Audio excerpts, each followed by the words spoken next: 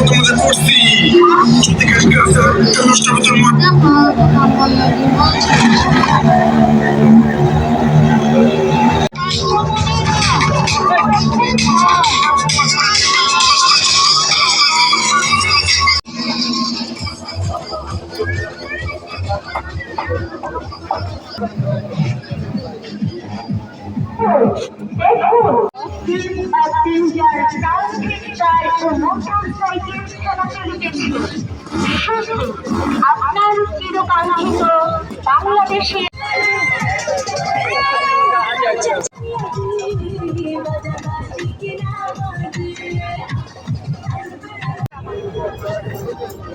Ice cream কত করে? Piece কত এগুলা? যেমন 150 টাকা, 150 টাকা। এক পিস আছে 150, এক ডজন আছে 100 টাকা। আচ্ছা,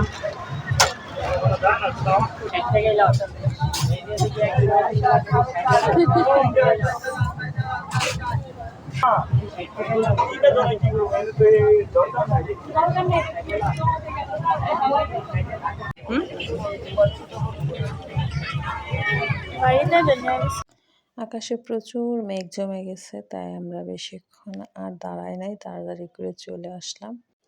যারা যেতে চান মেলাতে তারা অবশ্যই একটু অপেক্ষা করে তারপর যান, পুরোপুরি কাজটা কমপ্লিট হোক।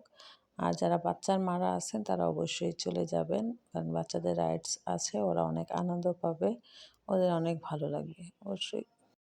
তো ধন্যবাদ আমার পুরো ভিডিওটা দেখার জন্য। ভালো লাগলে অবশ্যই লাইক কমেন্ট করে পাশে থাকবেন। আসসালামু আলাইকুম।